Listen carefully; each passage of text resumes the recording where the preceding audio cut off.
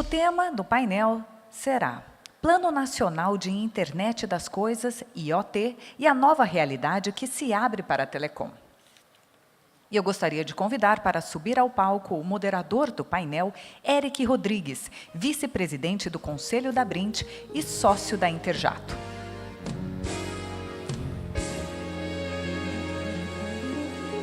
Convido também o palestrante Maximiliano Martinhão, secretário de Desenvolvimento Tecnológico e Inovação do MCTIC. E como debatedores, recebemos o sócio da Neger Telecom e diretor da Abranet, Eduardo Neger. E o coordenador de pesquisa e desenvolvimento da RNP, Marcos Felipe Schwartz. Lembrando que as perguntas podem ser feitas através do aplicativo e também após o painel. Eu gostaria de convidar também para subir ao palco Robert Pera, CEO da IBKit.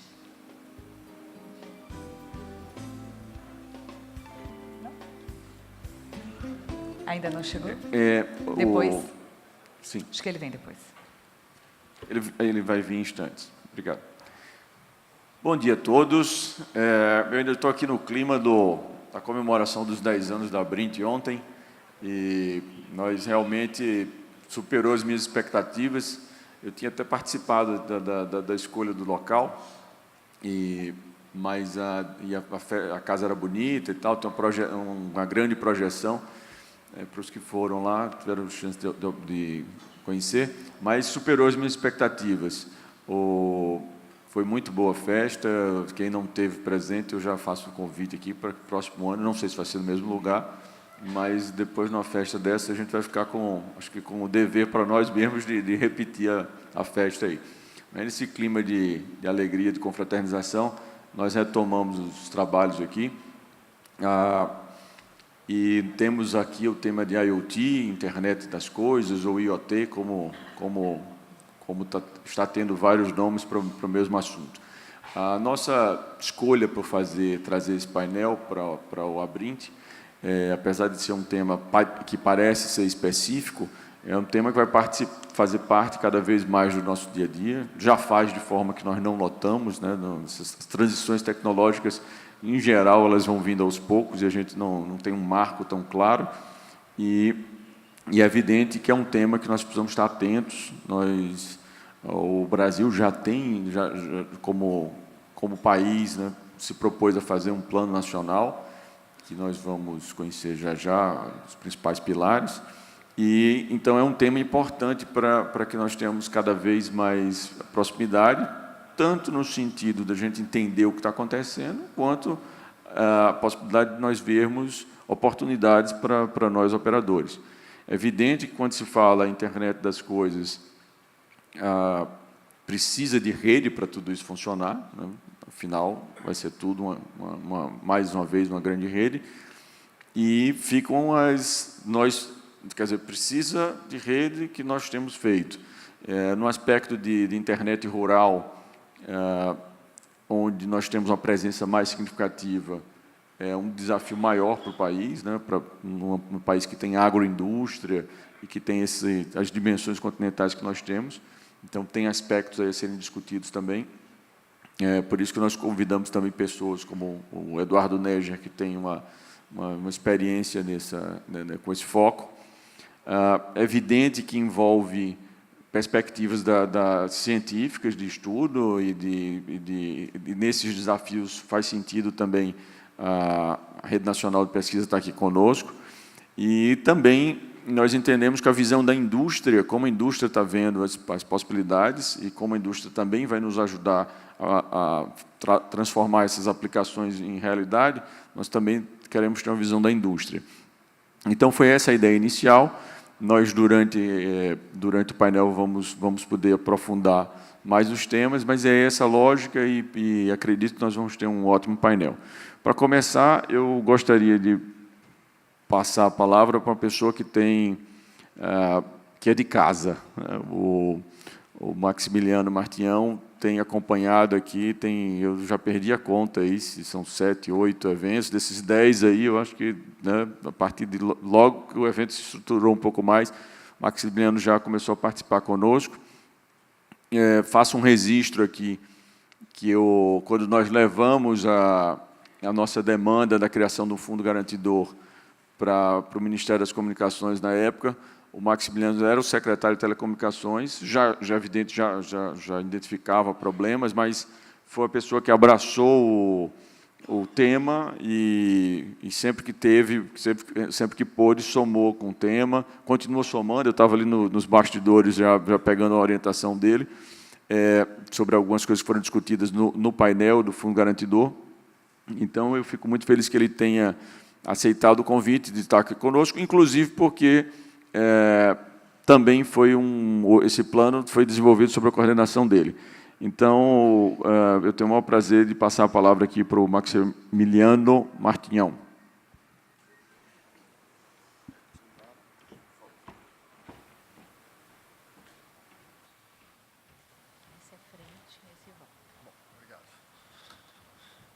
Bem, bom dia a todos, senhoras e senhores.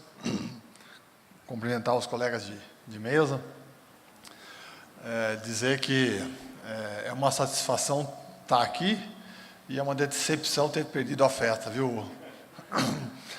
Gostaria muito. Eu tenho bastante apreço pelo trabalho dos provedores, né? Eu sempre que posso, eu menciono a revolução que os provedores têm causado no desenvolvimento do setor de telecomunicações no Brasil, e eu faço questão de, sempre que posso, estar aqui, né? A ideia hoje é falar sobre o plano de internet das coisas, e o que eu pretendo falar é muito mais sobre a oportunidade que está diante dos provedores e de como os provedores podem aproveitar, a partir das diretrizes que o plano desenvolveu, de prioridades para o cenário de internet das coisas no Brasil. A partir dessas prioridades, o que os provedores podem fazer. Essa é a ideia da minha apresentação.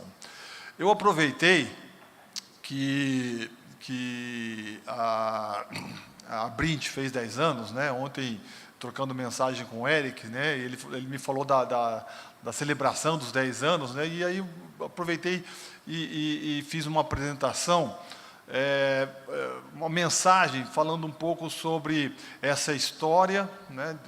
De como eu entendo esse processo de desenvolvimento dos provedores, como é que ele ocorreu, esse sucesso, né? Eu entendo que é um sucesso, e a partir do plano de internet das coisas, o que está por vir. Então, essa é a lógica da minha apresentação. Então, e nessa lógica, eu tenho comigo uma opinião muito firme de que o surgimento dos provedores regionais veio a partir de três questões, três temas básicos, né? Uma questão de possibilidade, era possível o surgimento desses provedores, eu vou dizer por que isso era possível, a partir de uma oportunidade de mercado que havia, né, que era a carência de acesso à internet e a demanda por acesso à internet em diversas cidades do país, mas sem a possibilidade desse atendimento àqueles que queriam, e, por último, a possibilidade de inovar a partir de questões regulatórias que favoreciam o surgimento dos provedores, né? A partir desse histórico que eu falei, eu vou olhar o futuro. Então, do ponto de vista de possibilidade, né, eu acho que a medida regulatória que se tomou na Anatel há muito tempo atrás, com a criação do Regulamento de Comunicação de Serviços de Comunicação Multimídia, né, e também com o Regulamento de Radiação Restrita, derrubou a barreira que existia à entrada dos provedores para desenvolvimento de seus serviços aqui no país, né. Eu tive num evento ano passado, do G20, falando sobre transformação digital, né, e um tema básico da transformação digital é a questão de infraestrutura. E aí cada país, né, e eu lá representando o Brasil, foi convidado a dizer como é que era o setor de infraestrutura no Brasil, né. E eu cheguei lá e falei assim, olha, no setor de infraestrutura no Brasil nós temos grandes grupos, mas nós temos lá no Brasil mais de 7 mil provedores, né, prestando serviços, oferecendo banda larga no Brasil como um todo, e ocupando parcela significativa do mercado. E países desenvolvidos, né, Canadá, Japão, Estados Unidos, vieram, não, mas como isso? Vocês têm 7 mil provedores de banda larga no Brasil, como isso pode? Né? Isso talvez seja único no mundo, assim, essa quantidade, e veio dessa possibilidade, da remoção de uma barreira que existia. E talvez, né, eu costumo falar isso dentro do Ministério, né, hoje se fala muito de startup. Ah, não, startup. Né? Talvez o maior programa de empreendedorismo e mais antigo que exista no país, né, seja o programa que surgiu sem muita pretensão, mas a partir da possibilidade de permitir que todos os senhores pudessem oferecer banda larga no Brasil como um todo. Né? Aí, mais de 5 mil provedores ativos, ocupando mais de 20% do mercado no Brasil. Né? E dessa variação de acessos que teve entre 2013 e 2018, grande parte dessa variação se deve aos provedores, né, na banda larga fixa. Né? Então, a possibilidade de fazer isso. Né? Outra questão era a questão da oportunidade. Né? Existia grande demanda por acesso à internet e não tinha quem provia. Isso criou a demanda para o surgimento desse mercado de provedores. Havia carência na oferta do serviço de internet. Isso estou falando, fazendo uma reflexão desses últimos 10 anos. Né? E também a questão da inovação. A Anatel, até então, eu quero usar o espectro de radiofrequência. Quero usar o espectro de frequência. Entra aqui com um processo, pedir uma licença, um caráter primário de radiofrequência, um processo burocratizado, né, difícil de os empreendedores alcançar, tinha que ir em Brasília. Né. Eu me recordo que nesses últimos 10 anos, em algum momento, eu estava dentro de um avião e tinha um jornal da companhia aérea que fazia referência a uma reportagem que saía no Estadão, né, naquele canal Link do Estadão, e tinha lá uma mensagem que eu achei muito ruim, dizendo que em algum lugar do Nordeste, a fiscalização da Anatel, em determinado momento, teria ingressado num condomínio, porque 2 vizinhos estavam compartilhando o acesso Wi-Fi. Isso não foi hoje, isso foi há 10 anos atrás. Né? E eu, na época, eu era o gerente geral de espectro da Anatel, de certificação, né? E eu imediatamente fiz uma reunião lá com toda a equipe da fiscalização da Anatel. Essa reunião foi em Fortaleza, né? Eu me recordo bem, e que eu falei, gente, não dá para fazer isso, gente. Esse pessoal está cuidando de prover o acesso à internet onde não tem. Não dá para você ter esse tipo de... E a gente fez uma série de mudanças regulatórias que inovaram, facilitaram, diminuíram as barreiras ao acesso dos provedores pelos recursos de telecomunicações, e a gente teve o sucesso que tem. E é nesse aspecto, enfim, e com isso, né, hoje os provedores, né, se havia alguma desconfiança lá atrás, né, que isso sempre quando surge um ente novo, surge alguma desconfiança, né, hoje o trabalho de vocês todos está aí, né, em Anatel, né, colocando que os provedores são mais bem avaliados pelos usuários de serviços de comunicação multimídia. Né? Então, isso tudo aconteceu ao longo desses 10 anos. Né? E aí vem o Plano Nacional de Internet das Coisas. O Plano Nacional de Internet das Coisas, um trabalho que nós fizemos no Ministério da Ciência, Tecnologia e Inovações de Comunicações, foi um trabalho em parceria com o BNDES, em que nós contratamos um consórcio que tinha uma consultoria internacional, havia grandes escritórios de advocacia, especializados no direito digital, e também um centro de pesquisa, que cuidaram de analisar quais seriam as oportunidades de internet das coisas no país e onde o Brasil deveria priorizar os seus esforços. né, a partir do contexto de promover aquilo que melhor permitisse o desenvolvimento rápido da internet das coisas no país e com maior retorno do ponto de vista de desenvolvimento numa cadeia industrial e do ponto de vista também de desenvolvimento econômico-social. Disso, nós analisamos 10 setores de desenvolvimento e saíram esses 4 setores para serem priorizados dentro do plano.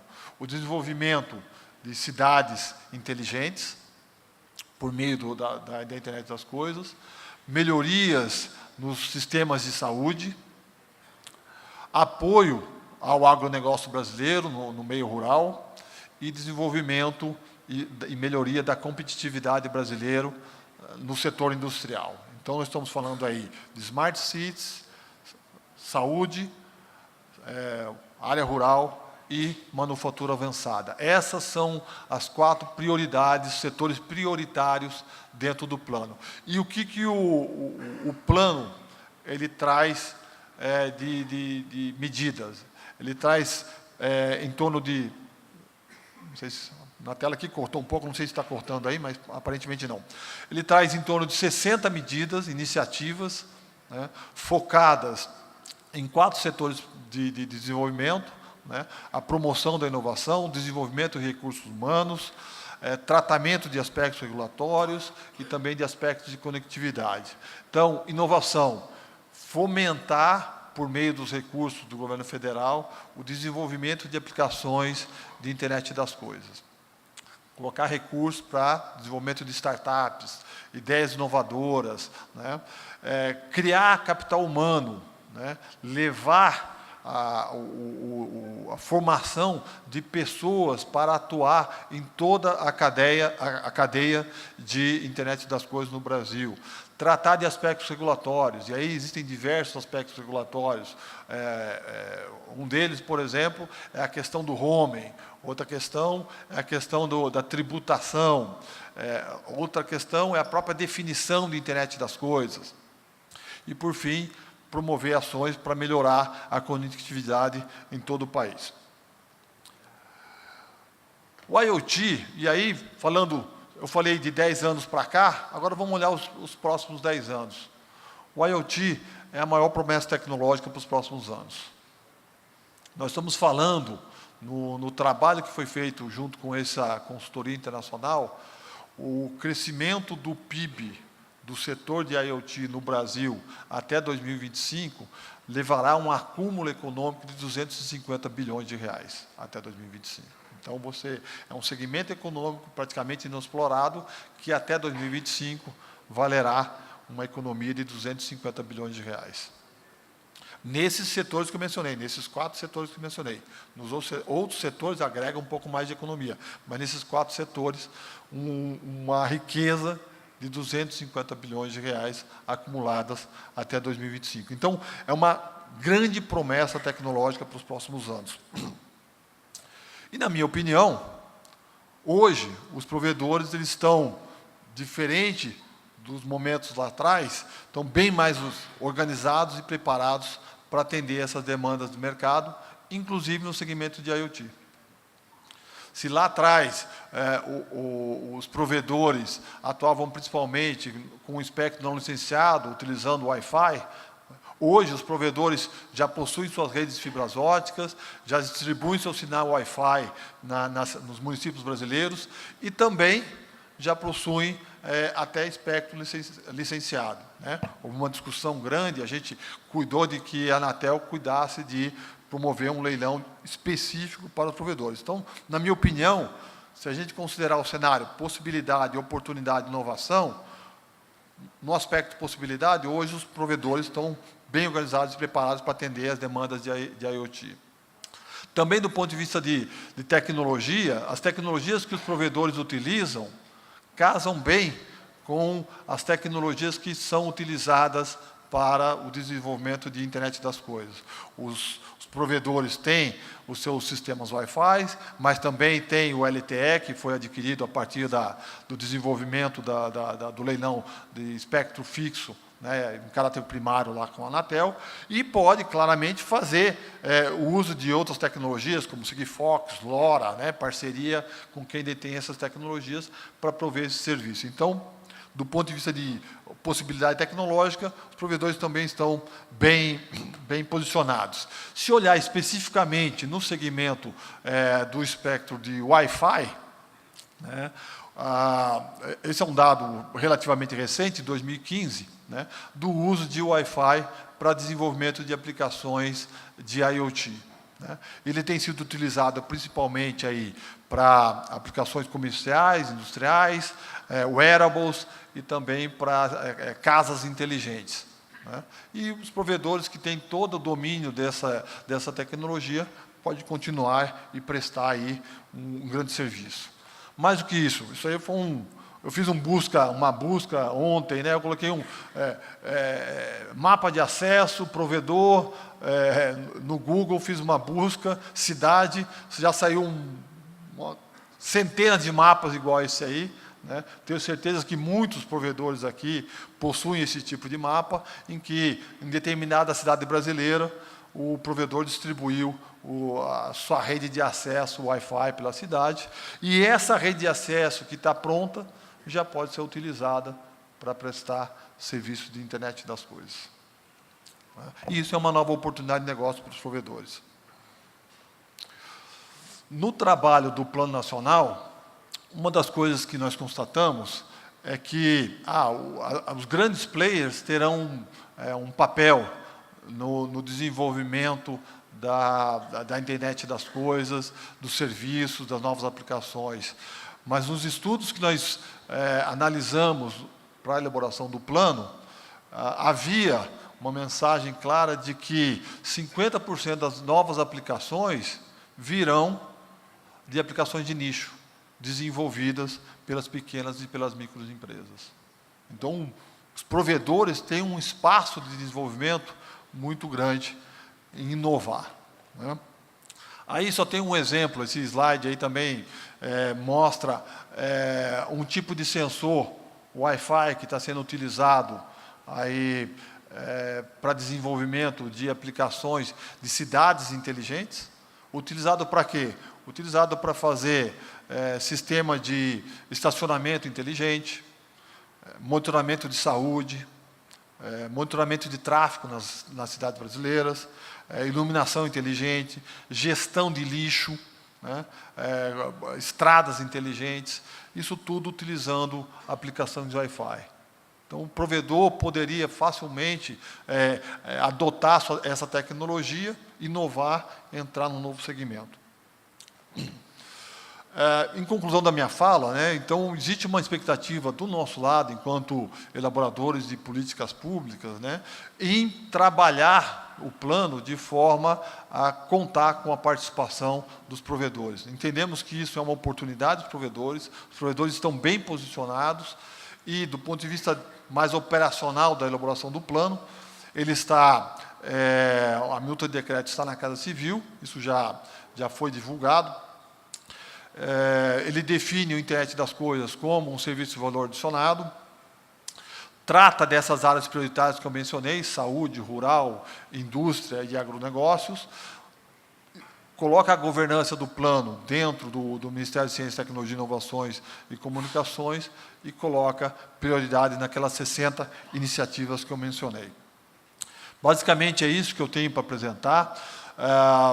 Gostaria realmente de deixar aqui a mensagem de que, se lá atrás a oportunidade era o acesso à internet, hoje a oportunidade se coloca, continua sendo o acesso à internet, mas também surge uma nova oportunidade para os próximos anos, que é o desenvolvimento pelos provedores da internet das coisas.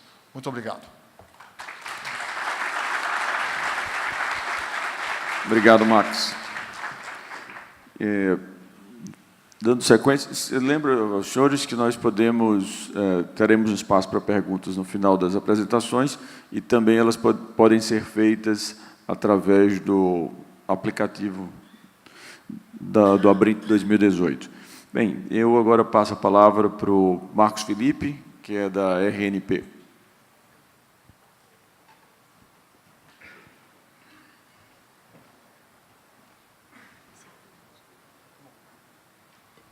Marcos, ainda aproveito para fazer uma saudação à RNP, que tem sido parceira dos provedores desde muito tempo também. A RNP tem sido uma fomentadora, né, que os provedores sejam enxergados como players capazes de atender a demandas, a altas demandas de capacidades maiores e com a qualidade exigida para as aplicações que a RNP provê.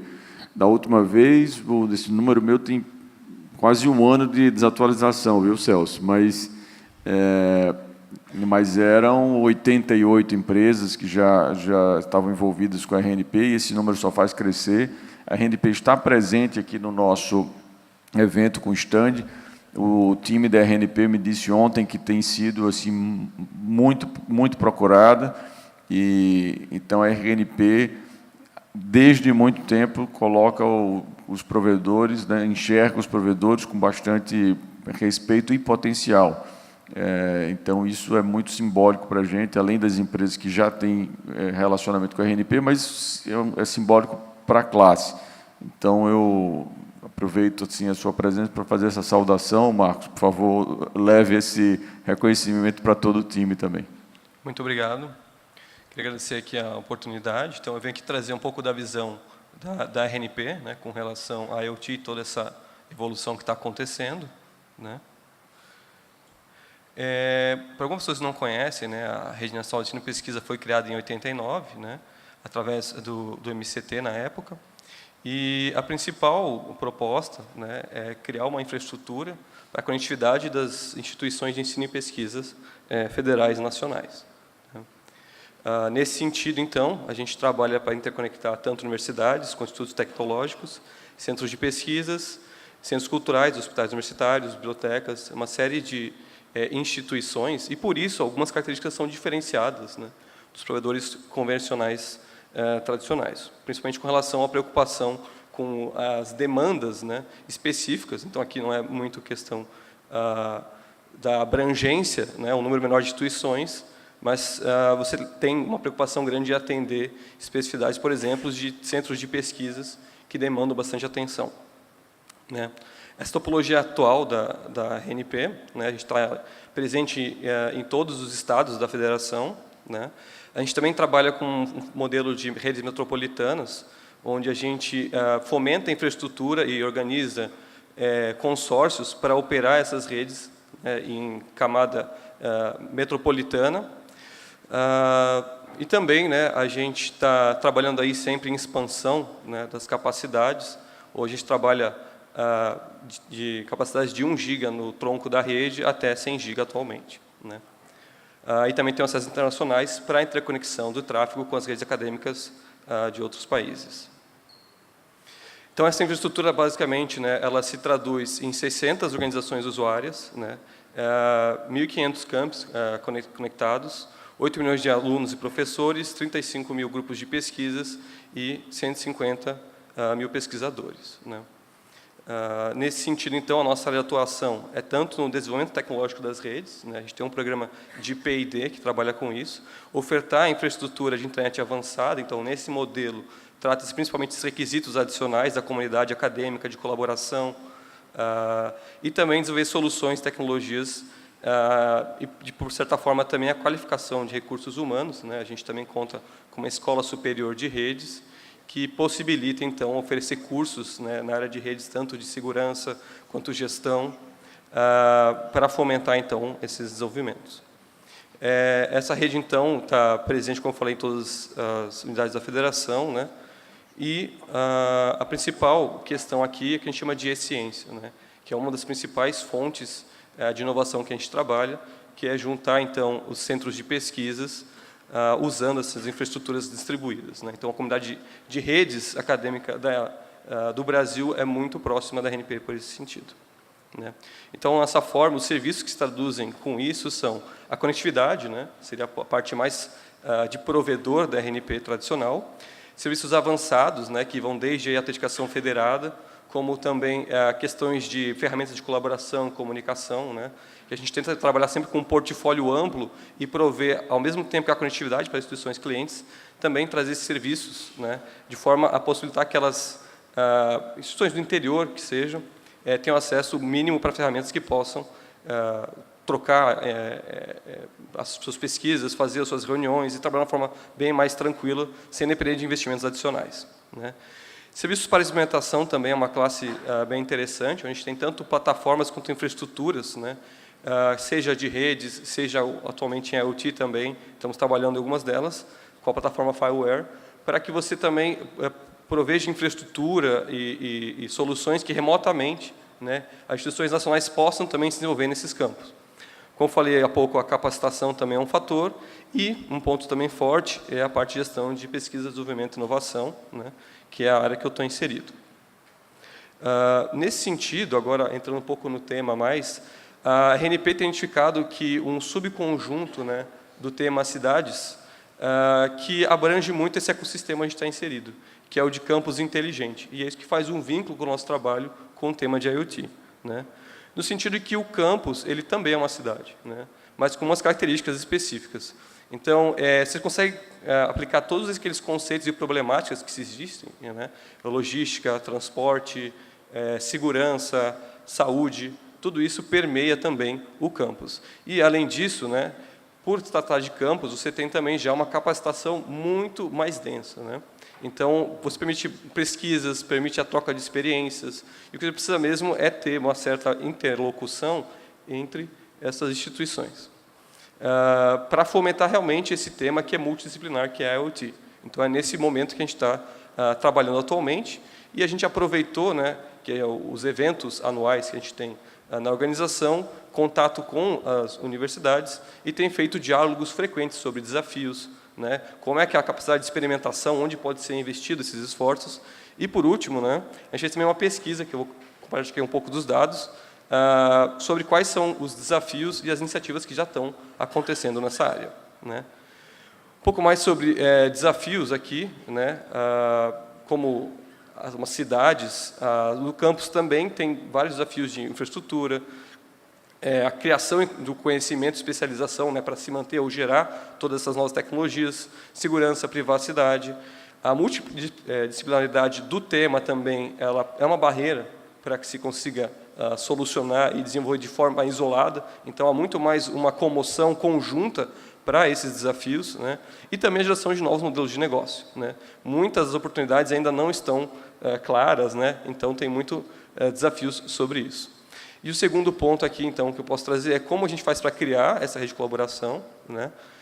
Então, isso a gente tem fomentado o diálogo da comunidade acadêmica, né, como se fosse o berço para a geração dessas novas tecnologias, e disso se tanto gera um caminho para as tecnologias desenvolverem, como também para as pessoas que são desenvolvidas nesse momento, abram suas empresas, então tem um fluxo de evolução nesse sentido, né, e também a questão de entender o que está acontecendo e transportar essas inovações para um âmbito mais nacional, né.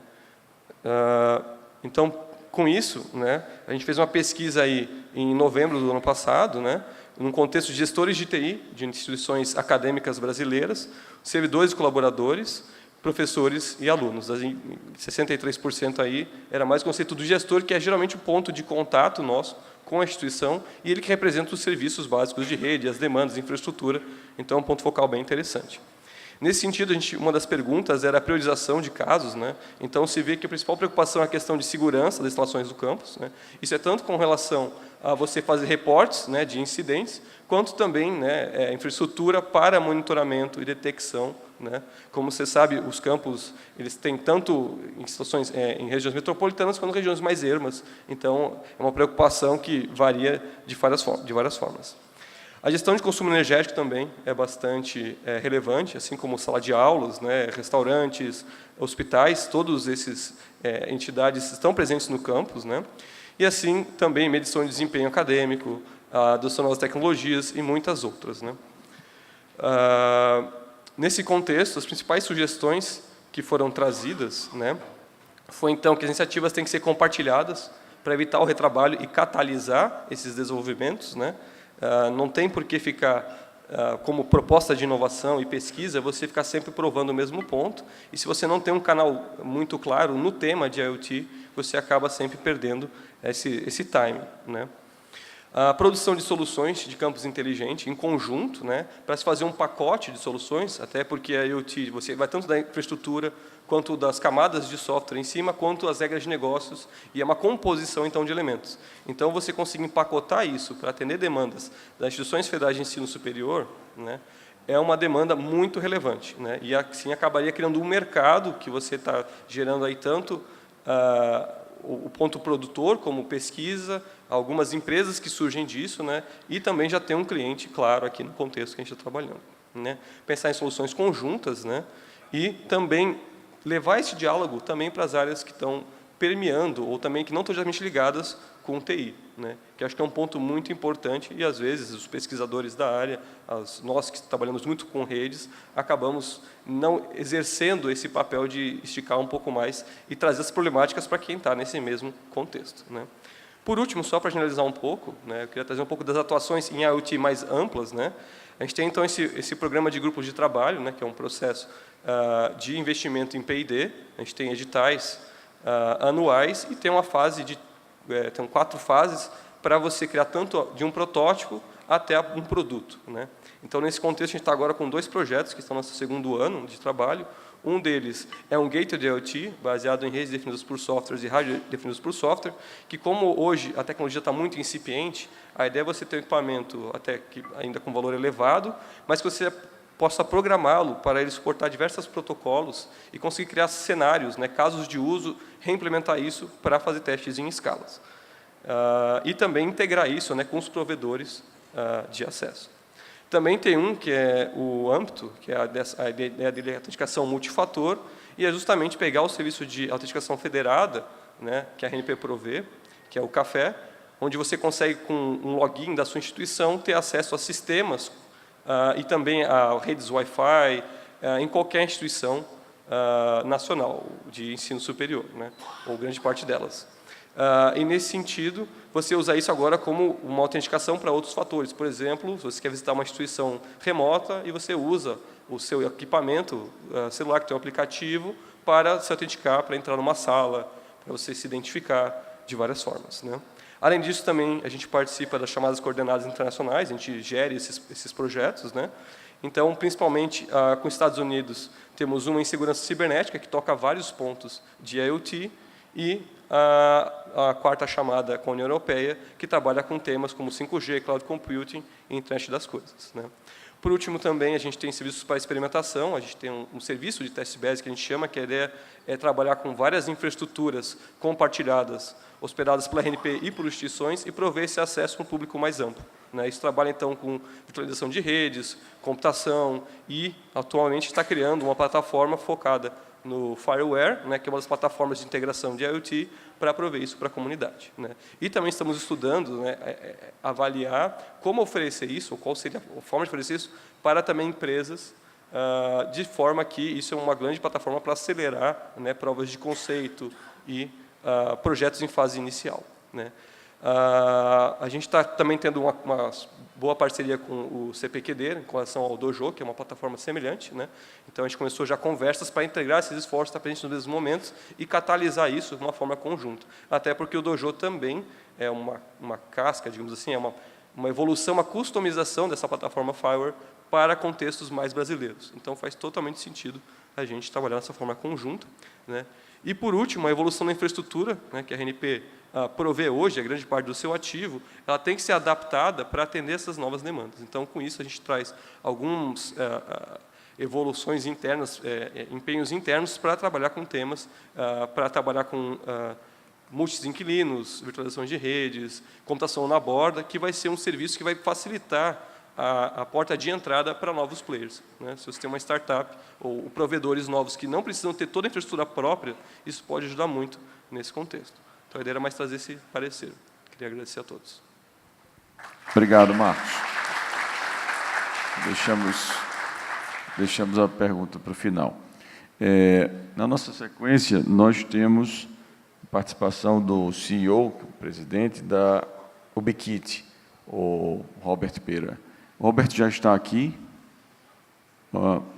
Podiam confirmar para mim? Ok. Please, Robert.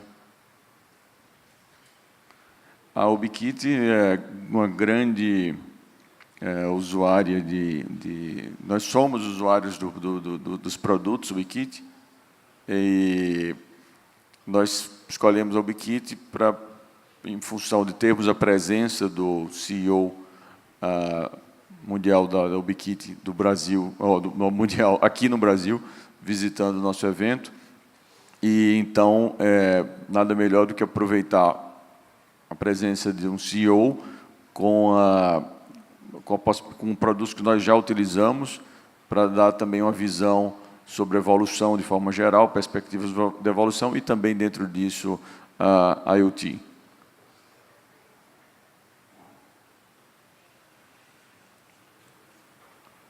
Robert.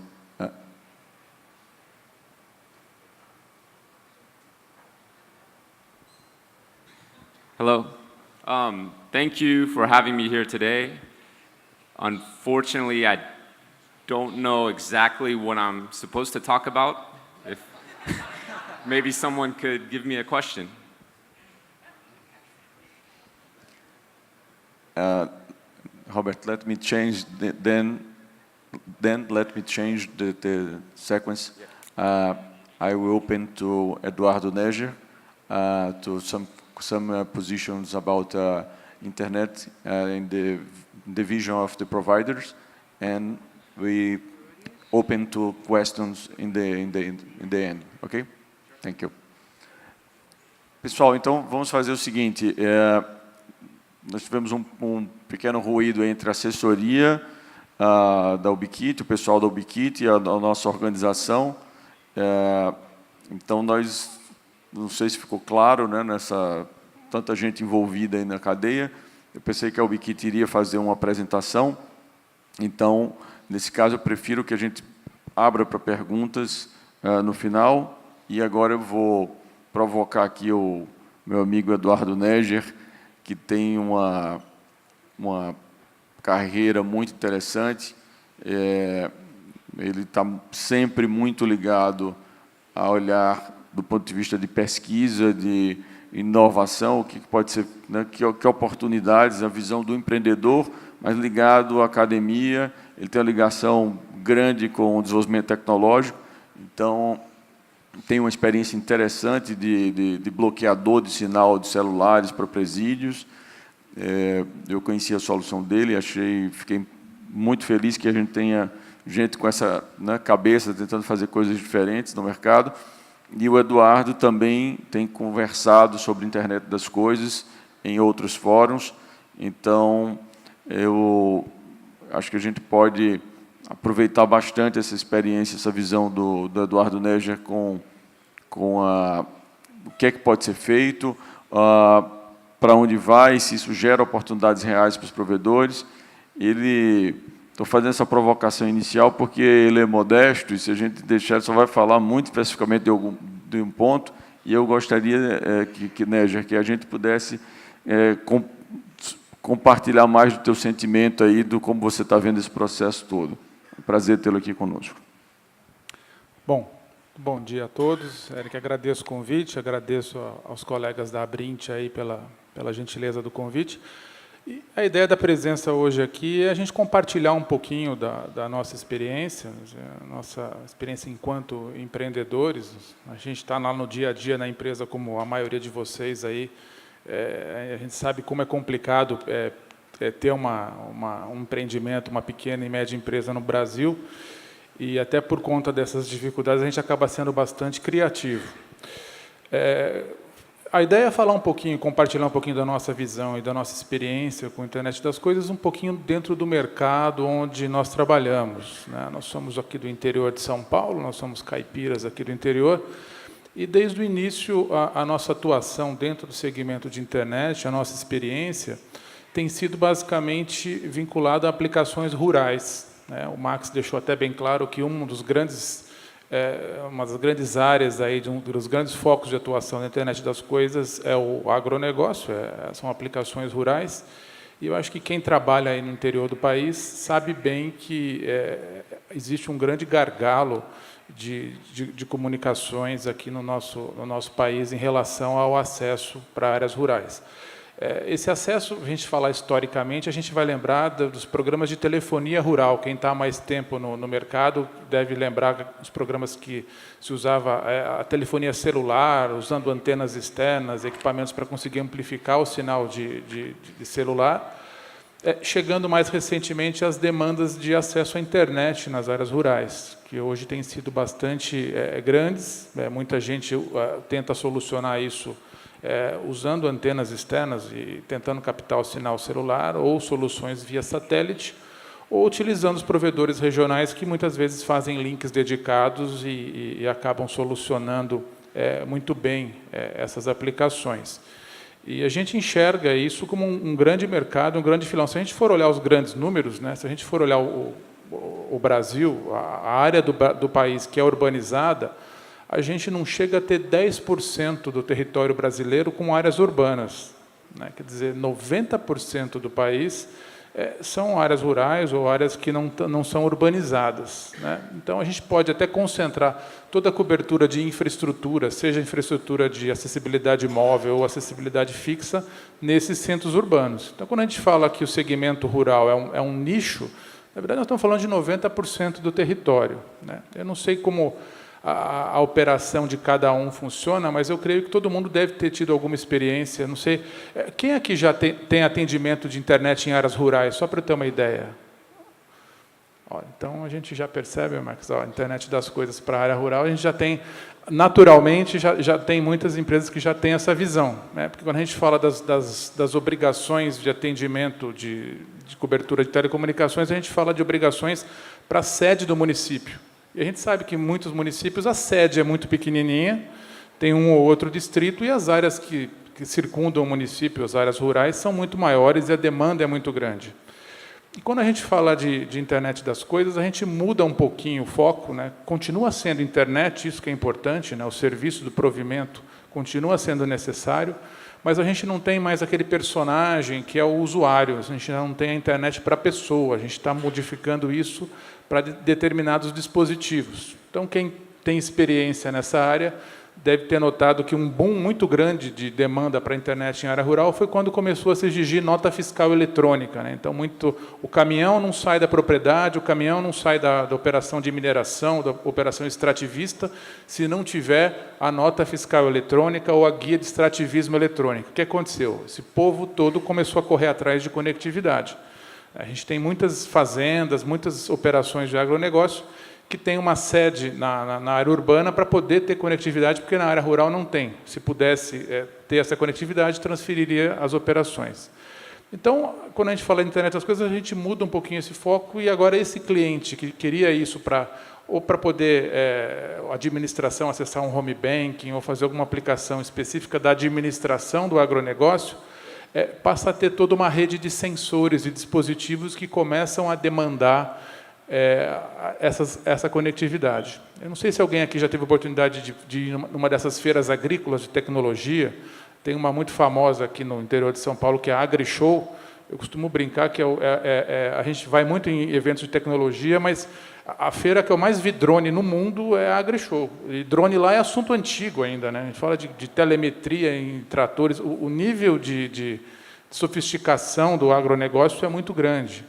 E aí, esses dispositivos todos, e quando a gente participa, hoje existem alguns planos de apoio a startups específicas para a área rural, e quando a gente vai conversar com essas empresas, a gente tem a oportunidade de participar de perto de alguns programas de startup, a gente vê sistemas de sensoriamento. Então, quando a gente pensa em previsão do tempo na área urbana, a gente pensa, na cidade tal, hoje o tempo é nublado e tal. Quando a gente fala de propriedades rurais, nós estamos falando de, dentro de uma propriedade, uma série, dezenas de sensores para que o clima é diferente em cada pedaço da propriedade.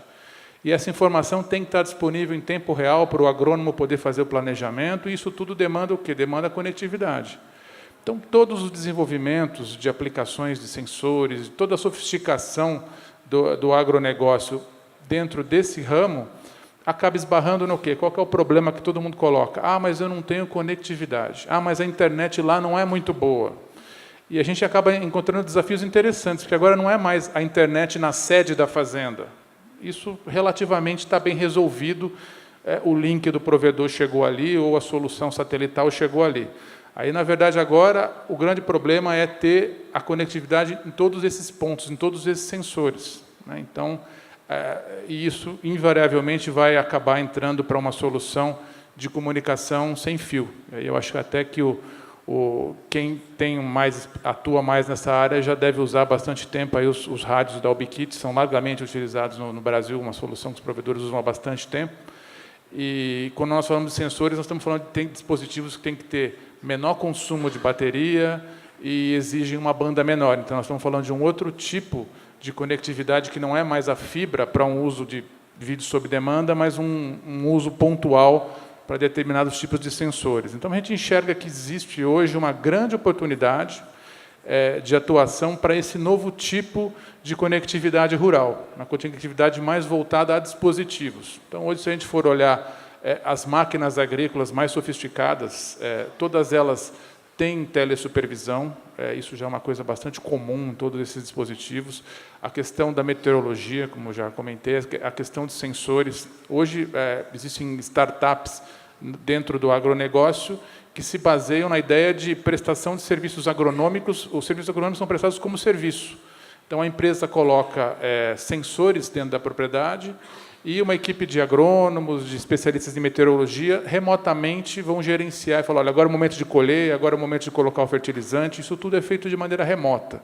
Então, a dependência da conectividade para esse tipo de cliente é uma dependência muito grande. Como nós estamos falando de aplicações de internet das coisas, a gente, às vezes, imagina uma questão de futuro muito distante, mas isso é uma demanda que, se cada um pesquisar na sua região o que já está evoluindo e a demanda de cada propriedade rural, vai descobrir que é uma demanda forte e certamente é um nicho importante para os provedores atuarem. E aí eu dou um passinho além. A gente está muito acostumado a ofertar apenas a conectividade, né? E a gente costuma brincar que isso é commodity.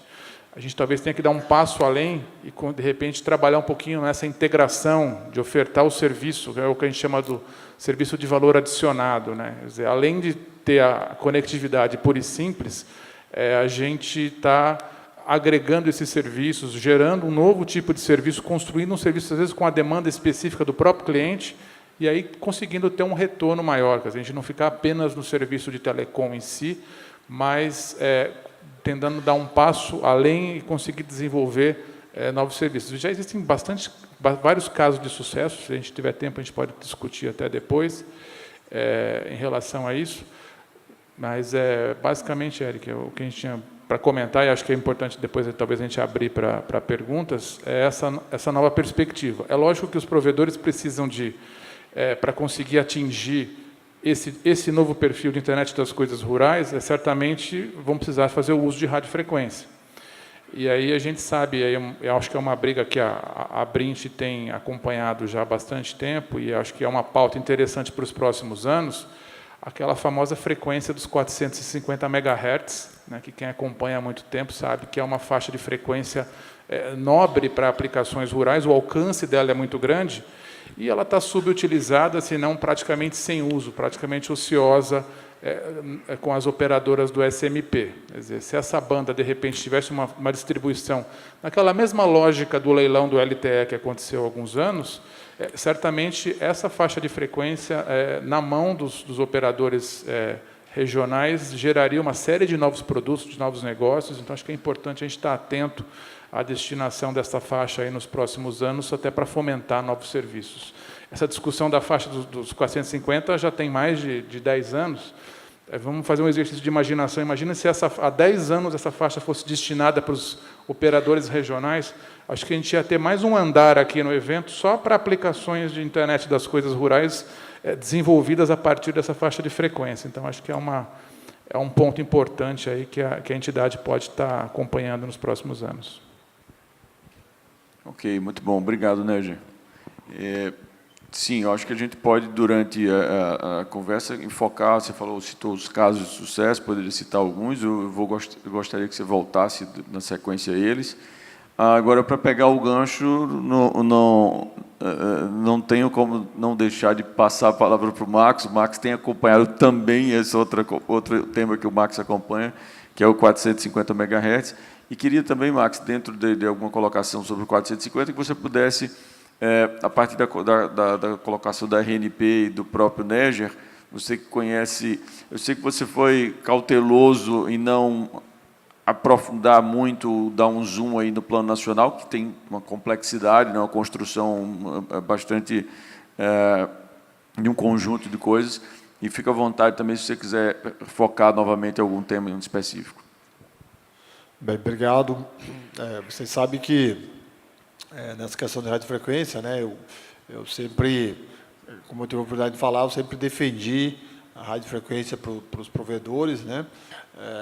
Defendi também o leilão que foi feito há alguns anos, a partir de uma interação com a Brint, com as associações de provedores, do leilão que foi feito de um espectro próprio para os provedores, não um espectro compartilhado, não o 2.4, mas um espectro específico para os provedores, num leilão que foi feito pela Anatel municipal e não mais regional ou nacional, como a Anatel normalmente fazia, né? Então, assim, eu acho que esse tema da radiofrequência tem paulatinamente evoluído.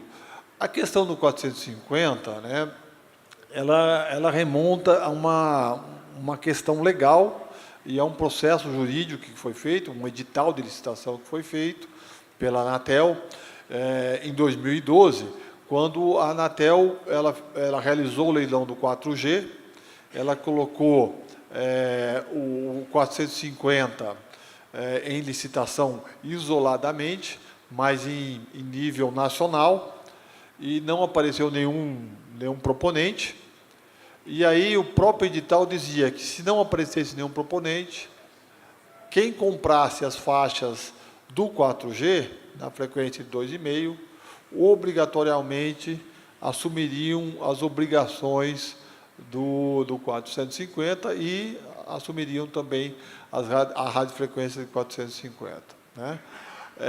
O que aconteceu foi que, ao longo desses anos, desde lá de 2012, né, as operadoras que receberam a radiofrequência, elas argumentam que a tecnologia não veio.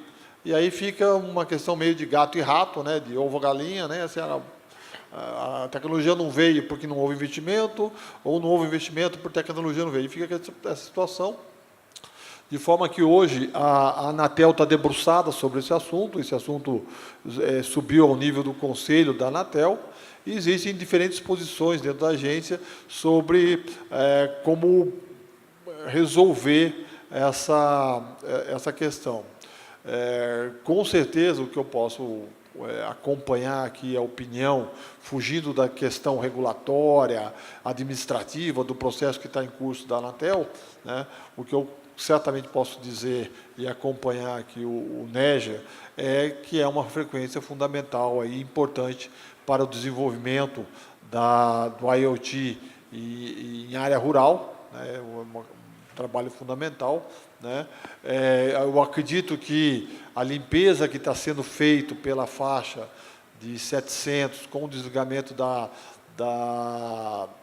televisão analógica, já vai dar um passo importante em direção ao desenvolvimento da internet das coisas na área rural, porque o 700 também permite uma cobertura grande, mas com certeza o 450 preencheria esse gap de cobertura de uma maneira mais eficaz, né? Assim, para uma faixa de frequência mais baixa, vai mais longe, e aí eu acompanho os comentários no Neger, né?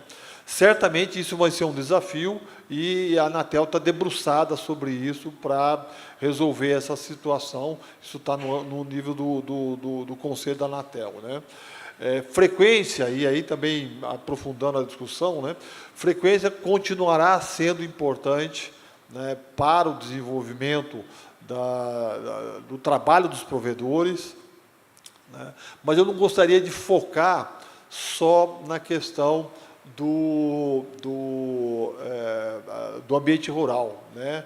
A minha fala aqui, o que eu fiz questão de, talvez, alertar aqui para os provedores, o papel que eu estou exercendo aqui, né, dentro da cadeira que eu tenho no Ministério, né, os provedores com que eles já possuem hoje, eles estão bem posicionados para inovar, para criar, para desenvolver negócios no mundo da internet das coisas. A infraestrutura urbana que os provedores possuem hoje, em todas as cidades brasileiras, já os capacitam para prover serviços de internet das coisas, né? Existe um desafio, sim, na área rural, isso vai acontecer, mas eu não quero que os provedores percam a atenção naquilo que está na mão, que é desenvolver aplicações de internet das coisas naquilo que você já possui, na infraestrutura que você já possui, a partir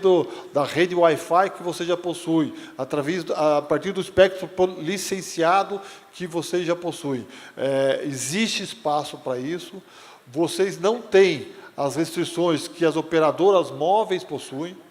Então, por exemplo, a questão de licenciamento das estações para vocês é mais simples do que o licenciamento das estações móveis. Existe uma discussão grande sobre, aí falando de aspectos regulatórios do plano, né, sobre a questão do Fistel aplicável sobre a telefonia móvel e, consequentemente, ao apoio que a telefonia móvel vai dar para a internet das coisas. Existe uma discussão grande sobre isso, existe uma discussão grande sobre mobilidade transfronteiriça de equipamentos e dados de internet das coisas. Então, por exemplo, um carro da BMW vem equipado com um chip de IoT, esse chip de IoT não é um chip brasileiro, é um chip que veio da Alemanha e vai remeter os dados que serão coletados aqui do Brasil direto para Hamburgo, direto para algum lugar da Alemanha. Existe uma discussão regulatória grande em torno desse sentido e os provedores passam ilesos disso. Com a infraestrutura que vocês têm, vocês já podem entrar nesse mercado, né? E tem, pela capilaridade que vocês possuem, pelo conhecimento local que vocês possuem, vocês podem entrar naquela estatística que eu mostrei, das inovações que serão feitas por pequenas e médias empresas, não pelas grandes empresas. Então, é esse o aspecto que eu gostaria de deixar para vocês, destacando o papel que os provedores têm em levar essa inovação aonde não tinha internet, que hoje os provedores já levar a internet das coisas. Acho também que, se a gente for falar sobre a questão de radiofrequência, como o Né já levantou, acho que também é interessante os provedores se aprofundar sobre o aspecto que existe hoje. Existem vários projetos de pesquisa, o Marco chegou até a mencionar um deles, né, de 5G. O Brasil está dando uma contribuição para o 5G, e o Brasil foi convidado a fazer parte do consórcio global que está desenvolvendo o 5G, um consórcio com China, com Japão, com Coreia, com Europa, com Estados Unidos. O Brasil foi chamado para fazer parte desse consórcio, para colocar a componente Brasil. Qual é a componente Brasil? Isso que o Néger falou, um país grande, com grande parte de seu território ainda desocupado, por assim dizer, né? Mas com gente lá, e também com grandes áreas com alta densidade populacional. Então, ao mesmo tempo que nós temos São Paulo, nós temos todo esse território ainda que precisa de cobertura. E aí o Brasil está dando uma contribuição no projeto do 5G, voltado para tentar soluções para esse tipo de situação. E aí eu acho que os provedores têm um papel também a prover nesse desenvolvimento por aquilo que já conhecem, né, de tecnologia. Eu acho que eu já falei um pouco demais aqui, eu vou deixar outros falarem e eu volto para outros detalhes do plano. Okay? Obrigado. Ok, Max, obrigado. Eu tenho duas perguntas aqui que eu acho importante que sejam feitas, mas se já tiver alguém querendo fazer uma pergunta, já também fica à vontade. Temos duas pessoas, e eu faço a minha na sequência. Boa noite. Meu nome é Saulo, falo da Interprime, sou da Vitória, Espírito Santo. Eu acredito que, se não 100% da plateia que está aqui, mas grande parte disso já usa um equipamento da Ubiquiti. E eu acho que é grande curiosidade de todo mundo em saber o que a Ubiquiti pensa a respeito de IoT e se ela já está desenvolvendo algum produto nesse assunto.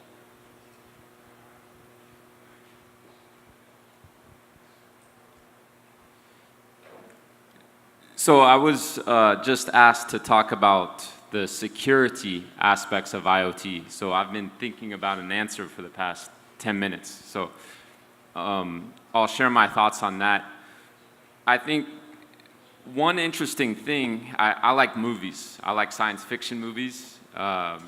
Maybe people in the WISP and technology industry also like movies. And one of the trends in movies, maybe 10, 20 years ago, was this idea of a surveillance society where the government is watching you and they can find out anything about anyone at any time. And what is interesting about IoT and technology in general is, surprisingly, I think we have turned into a surveillance society. People use iPhones now with face detection. They use Google Chrome browsers. Everybody has a digital footprint. And depending on your habits and your activity, certain governments or certain companies could probably identify an individual very quickly. And that is a little scary to think about. Now, when you talk about IoT, it is going even a step further. If you look at the popular IoT devices, Amazon Alexa, Google Home, voice recognition, you look at the popular video security cameras, whether it's Netgear, Arlo, or again, Nest, Dropcam, all of these cameras and all of these microphones are connected to servers.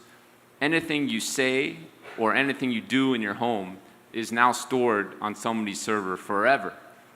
So not only does everyone have a digital footprint where someone can identify you based on your browsing behavior, maybe within minutes, but everything you're doing inside your home, every conversation you have, every event is now on somebody's servers forever.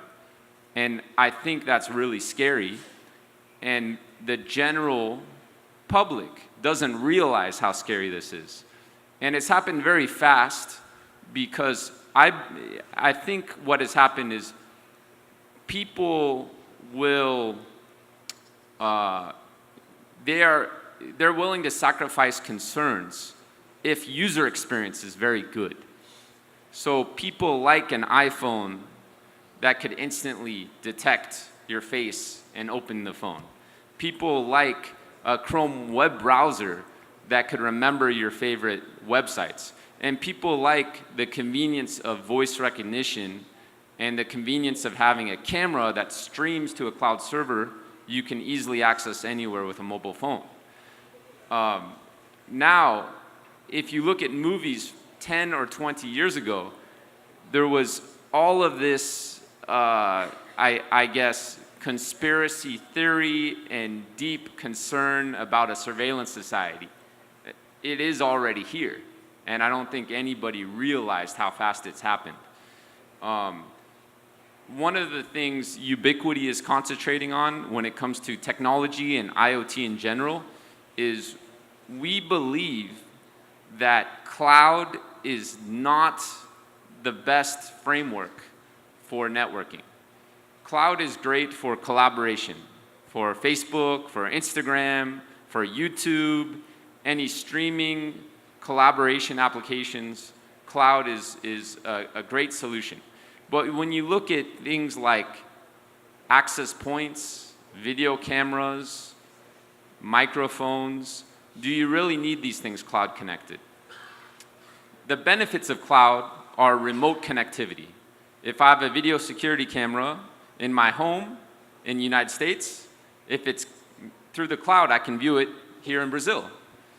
But what I believe is you can create a controller that is small footprint and leave it in your physical location off the cloud.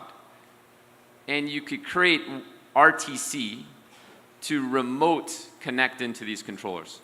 And that's one of the things we've done with Unify. So Unify is very different than the other cloud companies because we have something called a cloud key. So your controller stays at your office or at your home, and you have the benefits of remote connectivity, just like a cloud platform, but it's secure.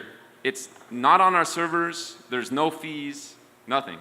And this is the direction we are taking with IoT, with video cameras, and I believe it's the correct direction because it protects the individual's privacy.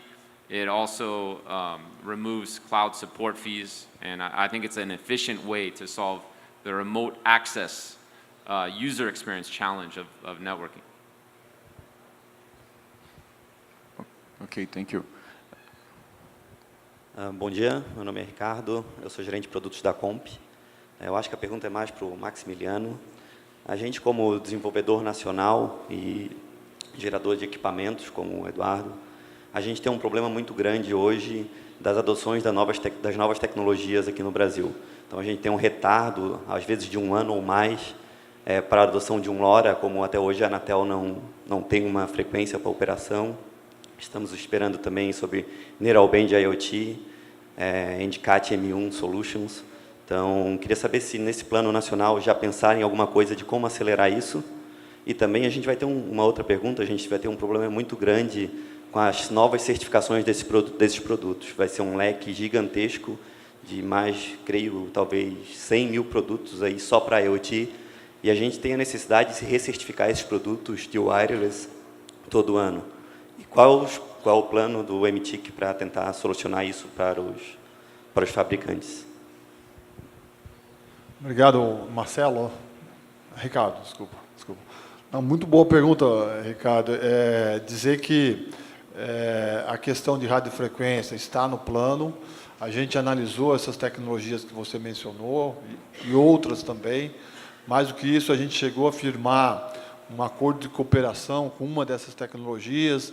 A gente chegou a trabalhar o desenvolvimento de uma das tecnologias que está se espalhando pelo Brasil, né? De Narrowband IoT, a gente está apoiando elas, né? E porque foi a que se aproximou de nós, mas todas que se aproximarem a gente vai ajudar. Né? A gente tem trabalhado essa questão de radiofrequência com uma prioridade do plano e com o apoio da Anatel. Né? O que acontece muitas vezes, né, Ricardo, é o seguinte, né? Eu fui gerente geral de espectro da Anatel, né?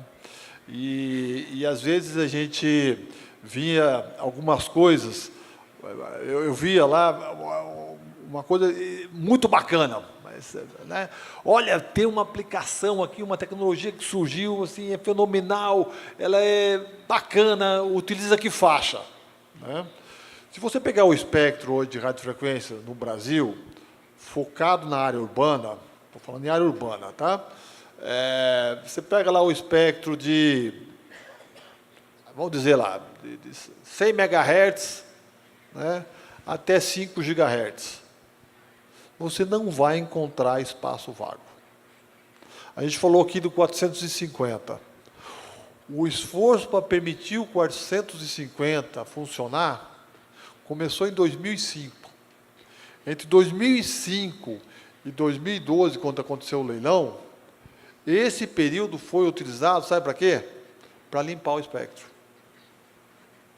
Na faixa de 450, entre 450 e 470 MHz, havia mais de 20 diferentes tipos de serviço.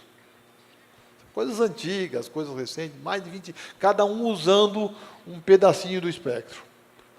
Né? E havia aplicações delicadas, aplicações de segurança pública, nessa faixa. Né? Então, a gente teve que limpar essa faixa para depois permitir o uso pela atividade rural. Né? Então, em algumas aplicações, existe esse desafio. Sempre você encontrar uma forma de de acomodar no espectro que está condicionado na área urbana, colocar isso. Isso num processo que é rápido, porque tem gente que está na faixa, a lei autoriza que a Anatel faça esse processo, mas tem que dar um prazo adequado para fazer essa migração, né? Mas, sim, é uma prioridade do plano tratar a questão da radiofrequência, né, principalmente para o Narrowband IoT, né, porque para as outras aplicações, os espectros já alocados podem atualizar. Então, esse espectro de 2,5 dos provedores, o 2.4 já está regulamentado, o 5.8 está regulamentado, né? Todo o espectro móvel já está regulamentado e pode ser utilizado. Não é questão de radiofrequência, é questão mais de, como eu falei, questões tributárias ou questões de roaming internacional, né? E a segunda pergunta sua, né, é uma questão de certificação.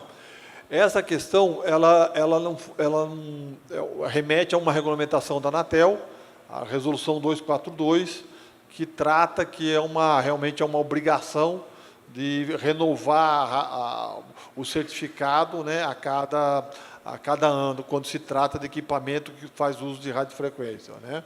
Eu acho que valeria a pena, né, e é a primeira vez que isso surge, tá? Pelo menos para mim, e acho que no plano também isso não surgiu. Surgiu questões de certificação no plano, mas principalmente focadas no aspecto de interoperabilidade.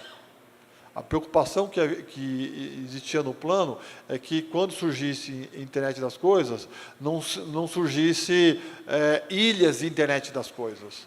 Eu tenho a ilha do Max, aí tem um outro sistema do Nédia, tem um outro do Eric, né? A preocupação que havia é que o sistema fosse interoperável, e isso está no plano. Esse processo operacional, ninguém tinha levantado, para mim, pelo menos até o momento, mas acho que é uma boa mensagem que você traz, e a gente vai levar isso lá para a Anatel. Tá? Muito obrigado. Bem, o que eu acho importante registrar essa altura do painel é que eu acho que está ficando cada vez mais claro para todos que nós precisamos colocar as questões de IoT nas nossas agendas, acompanhar cada vez mais de perto, tanto do ponto de vista da solução da indústria para soluções, mas também do ponto de vista das demandas, né, do mercado. A gente está atento para ter capacidade de responder essas demandas que o mercado vai criando. Acho que a mensagem que o Négia coloca aqui né, existem oportunidades fora da linha comum, e, evidentemente, essas oportunidades, quando a gente sai do comum, a gente também é remunerado de forma diferenciada, né? A gente sai da commodity, tem capacidade de agregar serviços à solução. Isso eu acho que é estratégico para a sobrevivência das empresas, e acompanhar também do ponto de vista da evolução de política nacional mesmo. Está prestes a ser publicado o decreto, como o Max colocou, e essa publicação desencadeia uma série de consequências. Estava aqui pensando que, como uma forma efetiva da gente ficar mais atento, a gente tem os nossos grupos, nossas listas de discussões muito ativas, mas talvez criar um grupo de trabalho para acompanhar mais de perto e ser um ponto de disseminação de ideias e possibilidades. Eu acho que é uma coisa que a gente pode desdobrar. Eu fiquei feliz com a colocação pelo menos com a colocação do Robert. Eu pessoalmente tenho estado muito preocupado com todas sempre que a gente coloca na exposição que nós estamos passando a sofrer, e nós também, como provedores de clientes, nós indiretamente levamos os nossos clientes para estarem cada vez mais expostos. E é evidente que isso abre um número imenso de questões de segurança. Fiquei feliz em escutar alguém que está no alto escalão da indústria levantando questionamentos como esse: será que tudo realmente precisa ir para a nuvem, para a cloud? E diria a vocês que, do ponto de vista de segurança, o que eu queria completar é que, mesmo legalmente, nós não sendo os responsáveis pela segurança interna, como o cliente está utilizando seus equipamentos e o que pode acontecer com esse uso, né, com o mau uso ou com problemas ligados ao uso do equipamento, nós somos indiretamente responsáveis. Afinal, é através da conectividade que nós levamos que as questões de segurança estão envolvidas. Então, nós precisamos também estar atentos, até por uma questão de proteção das nossas redes, da rede da internet como um todo, mas da proteção das nossas redes contra ataques, contra pontos vulneráveis nesses equipamentos. Imagine a quantidade de equipamentos que passará a existir daqui para frente na casa das pessoas, nas empresas, no campo, que seja. Então, nós, nos aspectos de segurança, é um aspecto importantíssimo que nós tenhamos cada vez mais atentos também, porque quando se fala internet das coisas, dá um frio na barriga, Max. É muita coisa, são muitas as possibilidades. As portas se multiplicam, né? Pronto, o Max quer completar. Obrigado. Acho que o ponto que foi levantado pelo Robert é muito importante. Está identificado como uma das iniciativas do plano, né, que é a questão que, nos últimos tempos, tem se tornado uma questão que praticamente diariamente está no noticiário setorial, que é a proteção de dados pessoais. Tá? Então, existe essa preocupação no plano. O plano coloca como prioritário a definição de uma lei de proteção de dados pessoais aqui no Brasil, por causa dessa preocupação, mas, ao mesmo tempo, o plano é muito cuidadoso, Eric, em equilibrar a questão entre a privacidade e a inovação. Né? Porque se a gente colocar muito peso, né, ou um peso indevido, né, na questão da privacidade, e aí realmente como fazer isso, né, você pode inviabilizar um grande conjunto de inovações que surgirão com a internet das coisas. Mas o que eu queria dizer é que isso está mapeado como uma das iniciativas do plano, né. O Ministério tem participado de reuniões sobre a definição da Lei de Proteção de Dados Pessoais. Isso é um debate que está no Congresso Nacional, mas dentro do governo vem sendo tratado como prioridade, né? Mas sempre com essa preocupação de encontrar um balanço adequado para que a proteção não impeça a inovação. Ok, muito bom.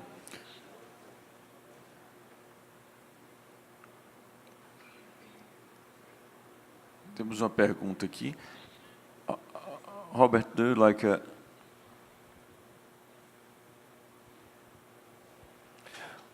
Bom dia. Por favor. Eu gostaria de cumprimentar a todos. Meu nome é Aloísio, eu sou de um provedor lá em Barbacena, Minas Gerais. Cumprimentar especialmente o Maximiliano, que na minha formatura em 2006 no Inatel, o senhor esteve lá, eu retorno a sua homenagem.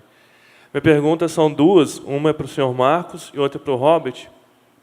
Como os provedores podem ajudar o RNP na pesquisa e desenvolvimento, internet das coisas, e o caminho inverso? Como a gente pode usufruir dessas pesquisas que vocês desenvolvem lá?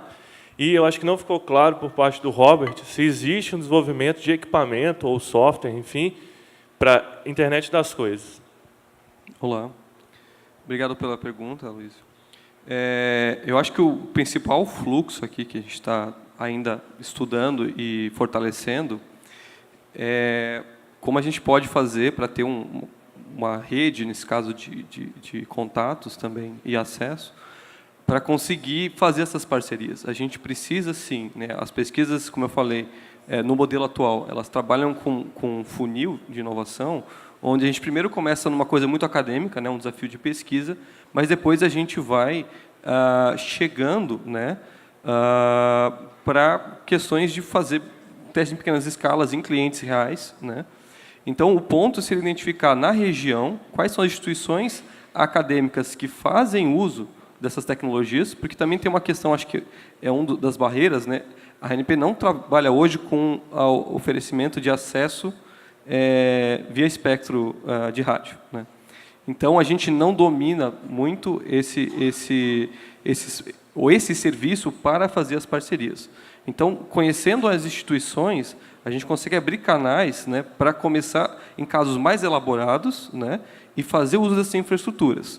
Com relação às pesquisas em si, né, elas muitas vezes elas tornam apenas publicações acadêmicas, ou às vezes também se tornam produtos ou até empresas que trabalham nesse ponto. A gente precisa ter, nesse caso, um trabalho de mapeamento, né, e criar talvez algum portal, algum marketplace, para conectar essas coisas incipientes, que ainda não tem um domínio, ou não tem uma aplicação já definida, e juntar, né, quem precisa do serviço, né, quem está com as ideias e quem já está bem estabelecido e precisa apenas fazer essas alavancas dos contextos, né? Então, eu acho que é uma discussão mais aberta isso, né? A gente está com um lado muito próximo do pesquisador, né?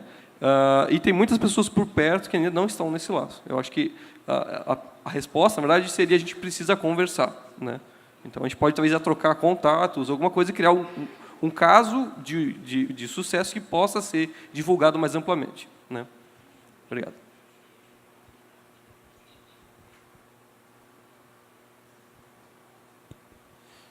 So I'll give you my thoughts on IoT and opportunity for the WISP market. So I look at consumer electronics. There's been maybe, I'd say now, 3 inflection points in user experience.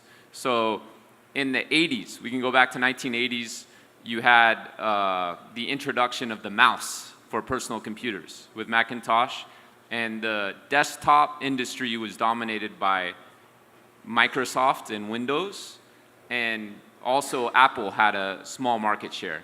And the key, I think, was the mouse to making the personal computer widespread. Moving forward, I'd say the second inflection point was the touchscreen, the original iPhone in 2007, where people at first, they were skeptical of a software keyboard, but now we have seen it's the standard.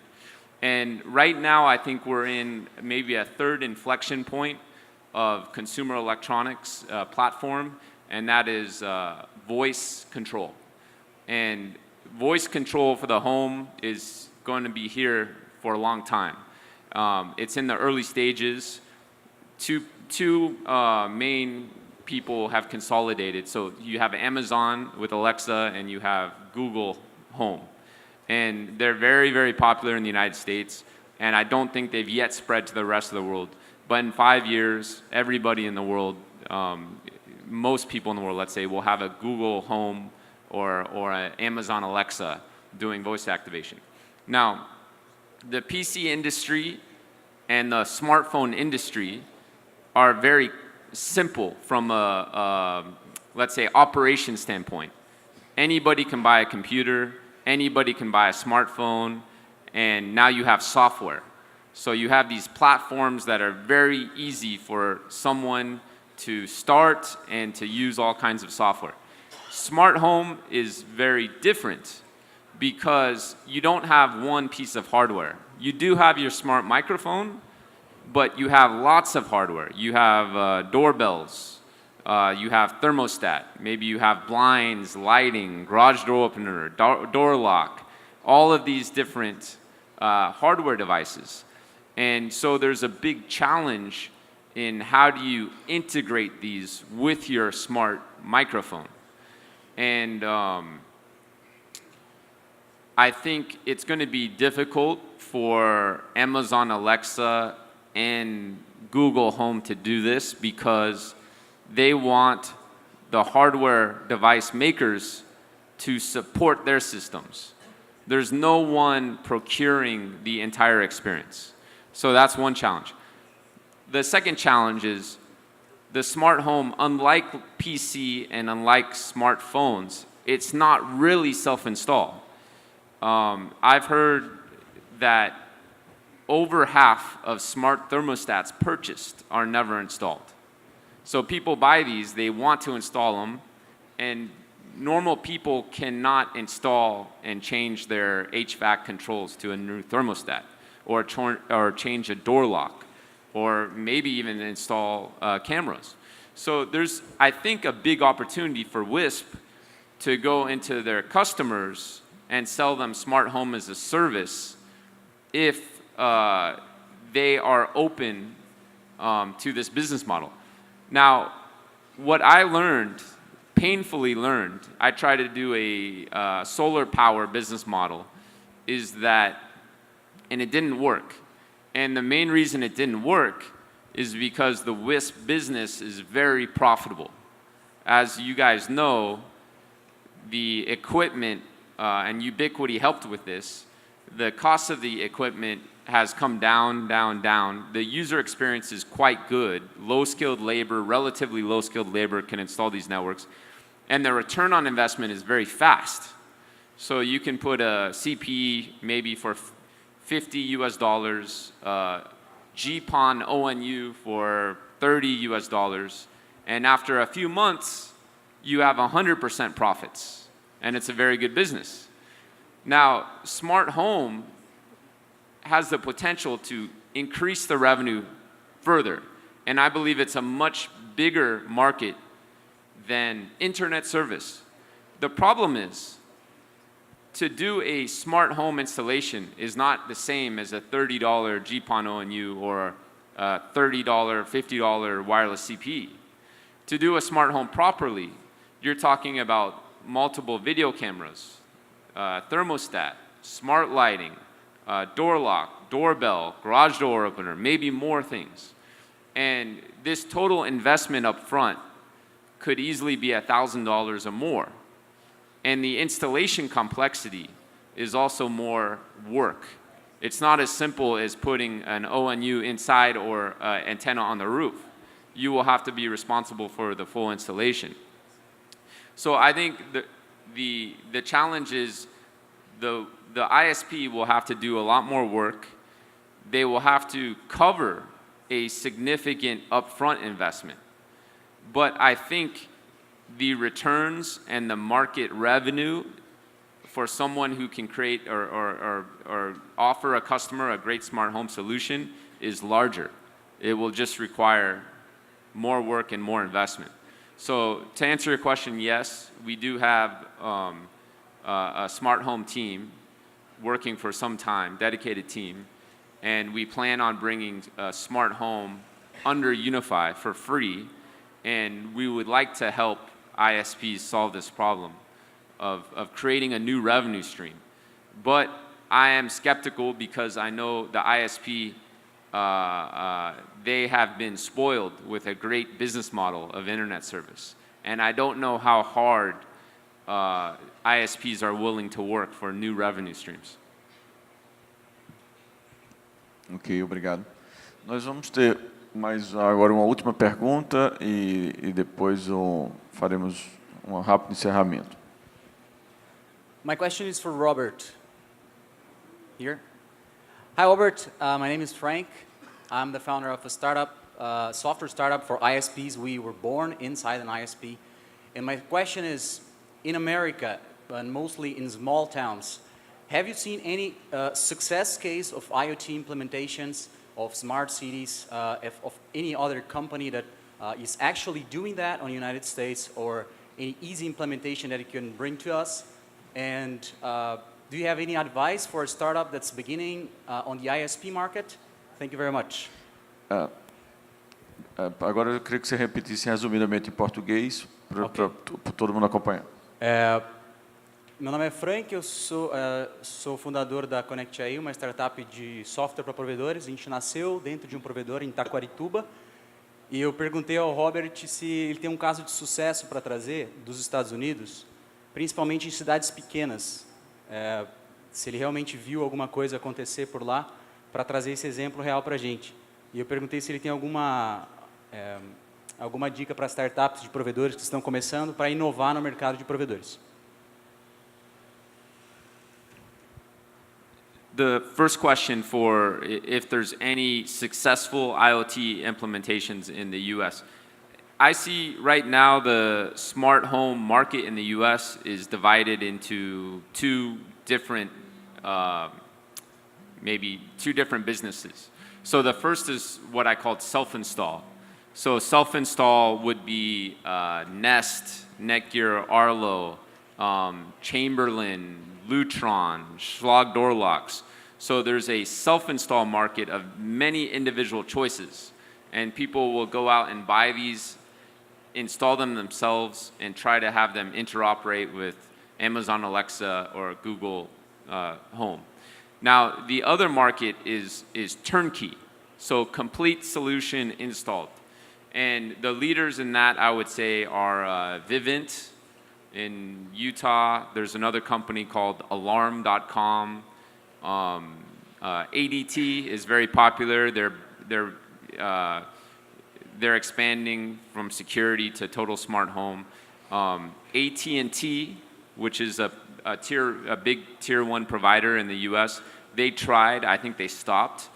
And those turnkey businesses, there's a couple problems with them.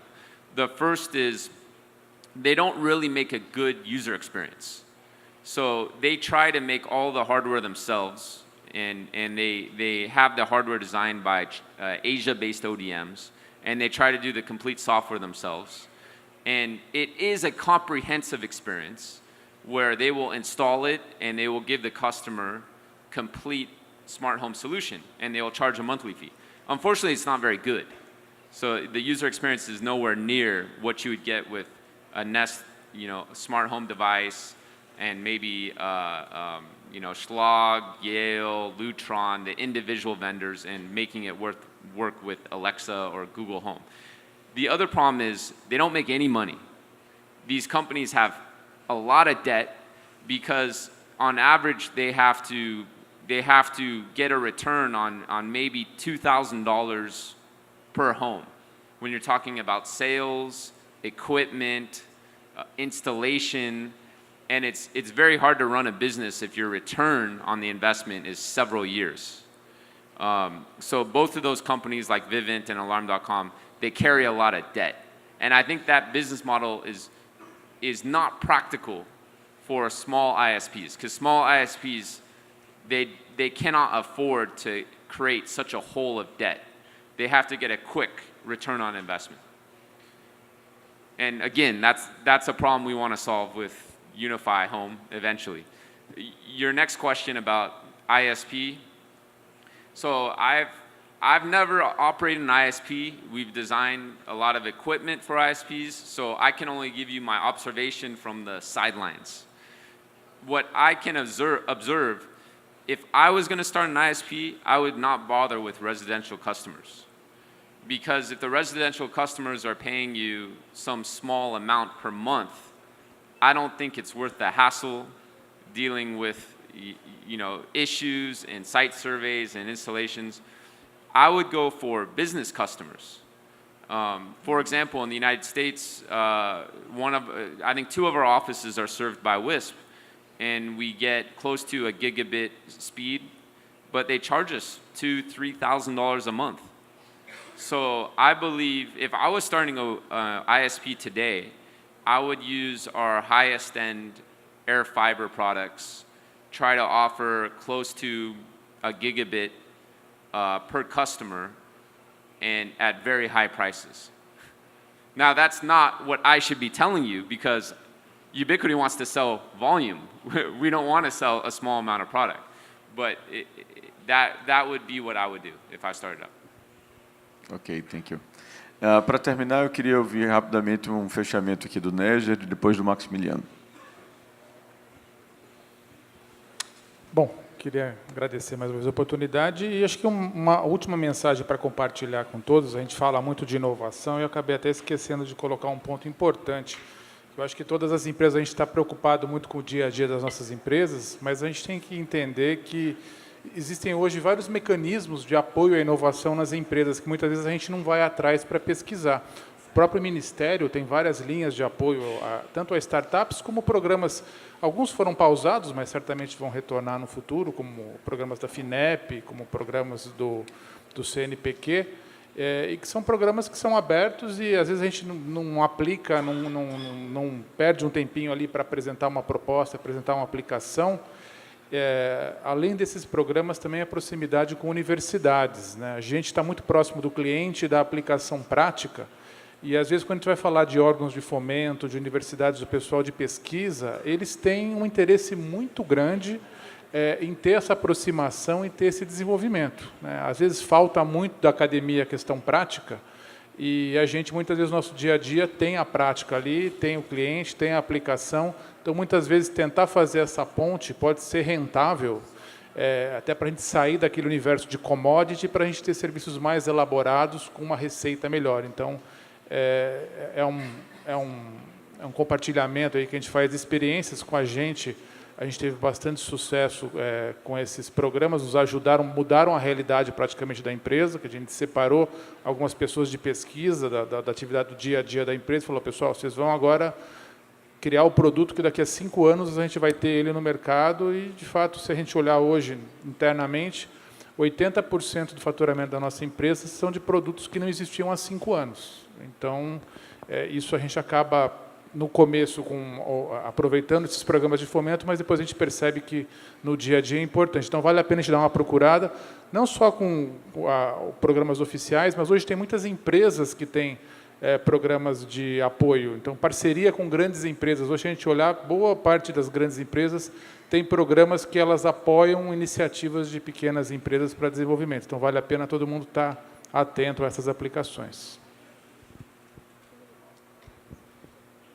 Bem, quero agradecer aqui o convite, Eric, né, em nome do Ministério, para estar aqui, né. Eu queria fazer dois comentários finais, né. Um primeiro, uma observação minha, né, em relação à fala do Robert, né, que o Robert foi muito cauteloso em relação a um segmento da internet das coisas. Ele falou muito sobre o smart home, né, e internet das coisas é muito mais do que isso. Eu acho que todas as ponderações que ele fez são válidas para o ambiente que ele analisou, e foi um dos ambientes que nós analisamos no Plano de Internet das Coisas, e por essas razões dele e por outras que nós selecionamos esses 4 setores: o rural, o industrial, o de saúde e o de cidades inteligentes, né, que tem formas de atuar diferentes desta que são as preocupações que o Robert mencionou, de você atuar dentro de uma casa, de um cliente seu. Isso realmente é uma questão delicada e que tem uma série de questões operacionais, como ele mencionou, né? Esse é o primeiro ponto. O segundo ponto, né, o Eric praticamente levantou a bola para eu falar.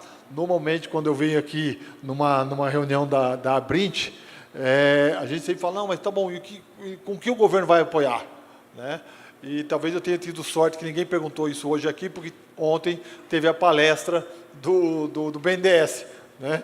Então, talvez ninguém tenha perguntado isso por causa disso. Mas eu gostaria de dizer que dentro do plano existe, sim, uma preocupação de realizar incentivos, e o BNDES, tanto o BNDES quanto a FINEP, farão chamadas em breve para projetos relacionados à internet das coisas, e é interessante que os provedores acompanhem aí as notícias, tanto no nosso site, quanto no site do BNDES e da FINEP, porque surgirão aí projetos, chamadas para projetos na área de IoT, tanto pelo BNDES quanto o FINEP, voltando no ponto que o Luigi mencionou, na questão de desenvolvimento tecnológico, né, essas chamadas são focadas a isso. Novamente, obrigado, Eric, parabéns aí pelo evento. Muito obrigado. Obrigado a todos. Retornamos às 14 horas.